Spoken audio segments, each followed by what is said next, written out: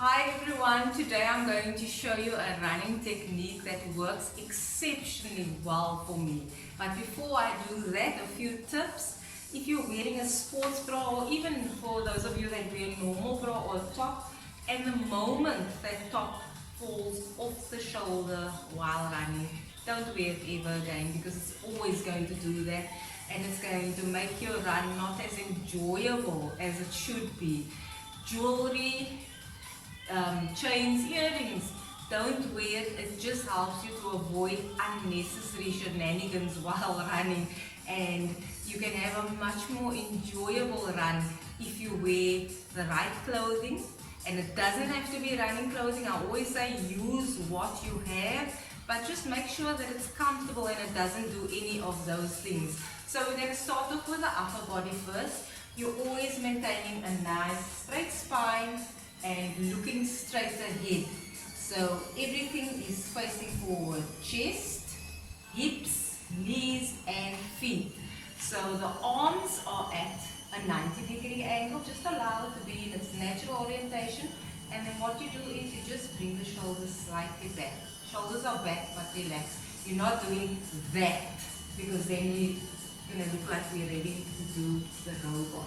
No, not that. Just 90-degree angle, keep it in its natural orientation, and then just bring the shoulders slightly back and you're looking straight ahead. So this is what it looks like from the front, 90-degree and straight ahead. You see how it's that way and straight ahead. And the other thing is, when you're running, don't do that. Don't cross the arms across the body. You are expending unnecessary energy, because while you're doing that, you're actually doing a torso twist as well, which is adding an extra exercise to your run, and you're using up more energy. You're actually wasting energy.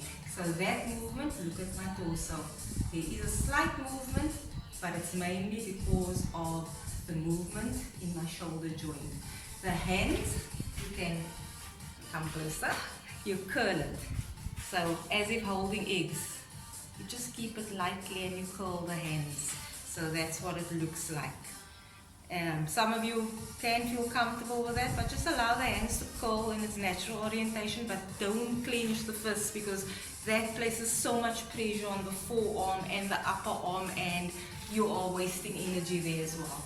Then our foot, most people have a ball of the foot strike or a mid-foot strike. A lot of people do that. I don't do that, because look, if I'm on the ball of my foot, my ankle is actually very vulnerable. Let's say there's a stone or a small bump in the road, or a small, even a little ditch, a very, very subtle ditch. Look at my ankle. There I hurt my ankle. You know, I could fracture it, I could sprain it. But I do a heel strike, and that's what the heel strike looks like. And you can test this. Your ankle is quite secure, so it's less prone to injury. And if you watch those tactical movies where they're walking around and holding their weapon, and they're all serious and they're walking in this long grass, what they do is heel, toe, heel, toe, heel, toe, heel, toe.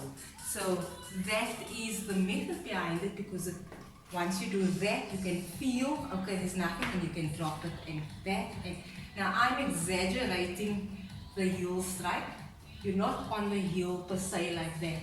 It's just a gentle heel, flat foot up onto the ball. Heel, flat foot up onto the ball, and you take your next step forward. Heel, flat ball. So the other thing I want to let you know and understand is that the big steps, the big strikes in running is meant for sprinters. 100 meters, 200 meters, short sprints, short bursts of sprints. It's not meant for endurance. And that's why we have so many knee injuries, and most people don't want to run because they're taking a big step and bam, knee pain. Immediately you feel that there's that pressure on the knee. It's nice, small steps. So that's my arms, that's what it looks like. You can hardly see that I'm doing a heel strike, but yes I am. So I'm going to run from here. You can see me. Heel, toe, heel, toe, heel, toe.